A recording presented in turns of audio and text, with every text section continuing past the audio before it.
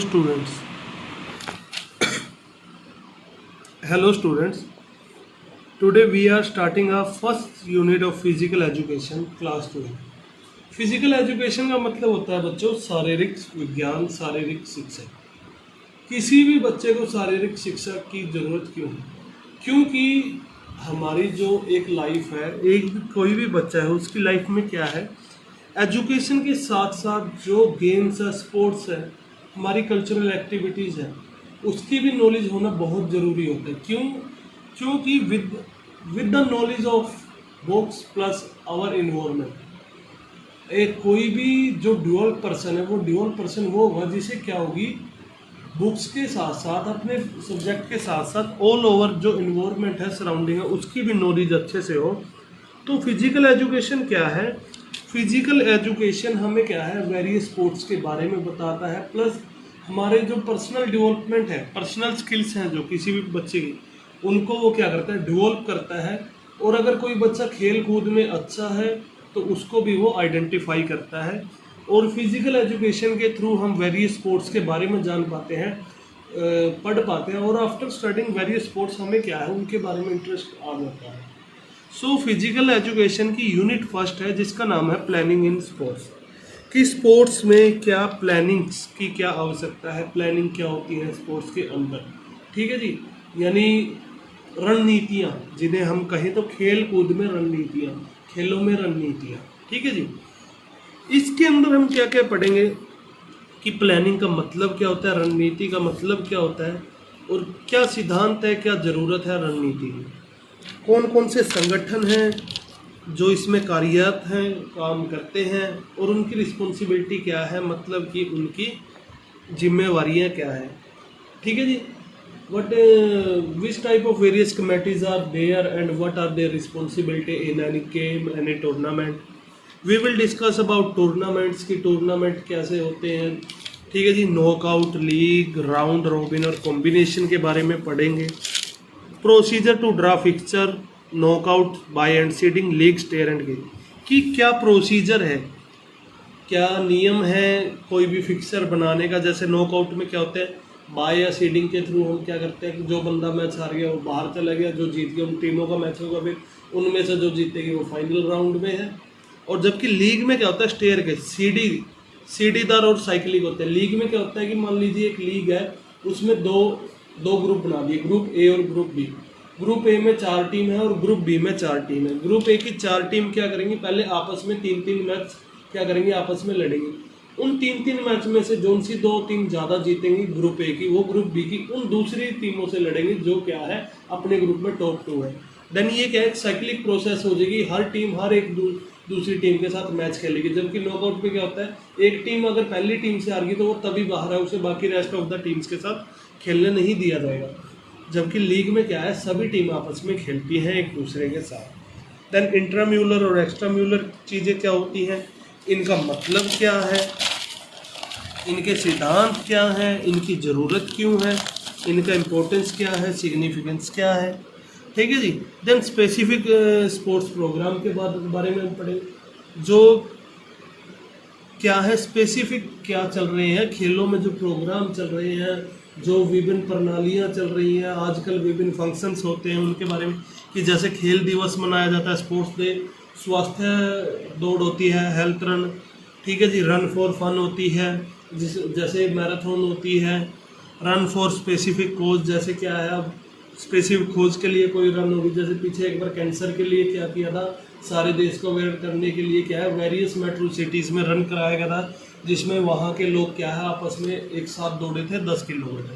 Then एकता के लिए run for unity. तो बच्चों आज हम सबसे पहले स्टार्ट करते हैं meaning and objectives of planning. रणनीति का मतलब क्या है और इसके सिद्धांत क्या है। मीनिंग ऑफ प्लानिंग क्या है, planning is predetermined course of action to achieve a goal. रणनीति क्या है, पहले से सोची समझी बनाई हुई साजी ऑफ एक्शन, कोई भी कार्य पहले से सोच समझ कर करा गया कार्य, किस चीज़ के लिए, अपने गोल को, अपने मकसद को पूरा करने के लिए। तो प्लानिंग की ज़रूरत हमें क्यों होती है, प्लानिंग की ज़रूरत होती है टू अचीव अ गोल, अपने मकसद को पूरा करने के लिए।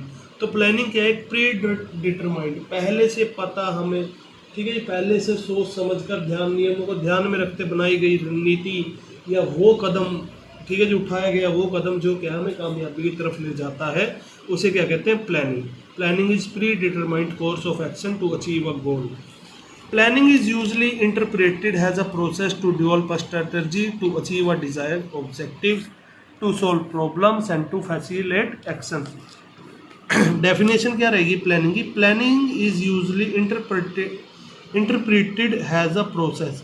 प्लानिंग को क्या हम कैसे देखते हैं, एक प्रोसेस के रूप में देखते हैं जो क्या डेवलप करती है, जो हमारी रणनीतियों को डेवलप करती है, स्ट्रेटजी को, to achieve a desired objective, जिसके कारण हम क्या कर सकते हैं, अगर हमारे पास अच्छी प्लानिंग है तो हम क्या है, मन चाहे जो हमारे क्या है गोल है, मकसद, उनको पूरा कर सकते हैं। हमारे मकसद के बीच में आने वाली कठिनाइयों को हम क्या कर सकते हैं, आसानी से सोल्व कर सकते हैं और अपने एक्शंस को फैसिलिटेट कर सकते हैं, बदल सकते हैं, अपने अपनी कार्य प्रणाली में बदलाव कर सकते हैं अगर हमने क्या है किसी भी खेल में एक अच्छी रणनीति बनाई हो। मान लीजिए जैसे कई बार टीम्स रणनीति बनाते हैं कि 2 प्लेयर बैटिंग कर रहे हैं, एक प्लेयर क्या है स्पिन के खिलाफ थोड़ा अच्छा नहीं खेलता, जबकि दूसरा प्लेयर फास्ट बॉलिंग के खिलाफ अच्छा नहीं खेलता, तो आपस में क्या प्लानिंग कर लेते हैं कि जब उसका ओवर आएगा तो जितना हो सके तुम मेरे को बॉलिंग दियो और मैं उसको हिट करूँगा, और जो स्पिनर आएगा तो मैं तेरे को रन दे दूंगा और तू क्या करिए उसको हिट करिए। तो अगर प्लानिंग अच्छी होगी तो क्या होगा, प्रॉब्लम्स जो भी हमें मुश्किल आ रही थी वो सॉल्व हो जाएंगी, हम क्या है उसी के बेसिस पर आगे एक्शंस ले पाएंगे और मन चाहे गोल को पूरा कर लेंगे। देन ऑब्जेक्टिव क्या क्या है, to reduce unnecessary pressure of इडिमेसी। अगर हमारे पास एक अच्छी प्लानिंग होगी तो हम क्या है, जो हमारे ऊपर जल्दबाजी के कारण दबाव आ जाता है उस दबाव को हम हटा सकेंगे। To keep a good control of, जो हम गतिविधियां कर रहे हैं या जो भी गलतियां हमारी टीम ने करी हैं या जो भी कार्य हमारी टीम कर रही है, अगर हमारे एक कैप्टन के पास अच्छी प्लानिंग है तो वो क्या कर सकता है, अपनी टीम की पूरी गतिविधियों के ऊपर नियंत्रण रख सकता है, एक अच्छा कंट्रोल रख सकता है। टू फैसिलिटेट प्रॉपर कोऑर्डिनेशन, वो क्या है एक अच्छा तालमेल बना के रखेगा अपने और अपने सहकर्मियों के साथ। टू रिड्यूस द चांसेस, और अगर प्लानिंग होगी, तालमेल हमारे बीच में अच्छा होगा और जो भी हम एक्शंस ले रहे हैं, जो भी हमारी टीम परफॉर्मेंस कर रही है उसके ऊपर हमारा कंट्रोल होगा, तो जो गलतियां होने के चांसेस है वो बहुत ज़्यादा कम हो जाएंगे। टू इंक्रीज द एफिशिएंसी, यानी क्षमता, किसी भी चीज़ की जीतने की क्षमता बढ़ जाएगी, हमारे कार्य करने की क्षमता बढ़ जाएगी। एफिशिएंसी का मतलब होता है क्षमता। टू इंक्रीज द क्रिएटिविटी, हमारे अंदर क्या है क्रिएटिविटी बढ़ेगी हमारी, ठीक है जी, सोचने समझने की ताकत बढ़ेगी। टू एनहेंस द परफॉर्मेंस, और हमारा खेल भी क्या होगा, सुधरेगा, हमारा खेल भी अच्छा होगा। देन क्या है, वेरियस कमेटीज़ बनाई गई हैं और उनकी रिस्पॉन्सिबिलिटीज़ हैं, कुछ ना कुछ उनकी क्या है, विभिन्न संगठन बनाए गए हैं, कमेटियाँ बिठाई गई हैं और उनकी कुछ ना कुछ जिम्मेवारी है। जैसे कमेटी होती है पब्लिसिटी के लिए कमेटी होती है।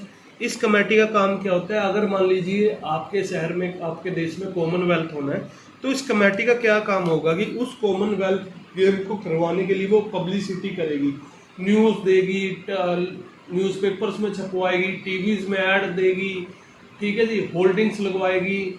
तो उससे क्या होगा, लोगों को उसके बारे में पता चलेगा कि हाँ हमारे यहाँ पर खेल होने, किस चीज़ के खेल होने, उन खेल की इंपॉर्टेंस क्या है। तो पब्लिसिटी कमेटी का काम क्या होता है, जो भी अपकमिंग प्रोजेक्ट्स है, जो भी अपकमिंग स्पोर्ट्स है, वो उसकी क्या करते हैं, जगह जगह क्या है पब्लिसिटी करते हैं बाय वेरियस मीन्स। कैसे, टीवीज़ के, by TVs, by newspaper, by standing holdings, ठीक है जी, और लोकल प्रमोटर्स के थ्रू भी, ठीक है जी, रेडियो में कुआकर।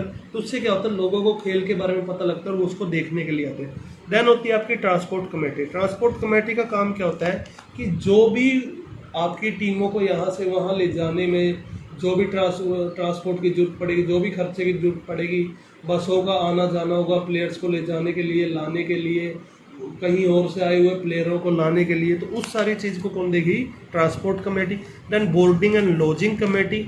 इस कमेटी का काम क्या होता है, अगर कोई प्लेयर बाहर से आ रहे हैं तो उनको यहाँ अपने पास लेके आना, और जो आपको जगह मिली है, स्टेडियम मिला या होटल्स मिले हैं, वहाँ पर टीम्स को, प्लेयर्स को रुकाने की व्यवस्था कौन करेगी, बोर्डिंग एंड लॉजिंग कमेटी।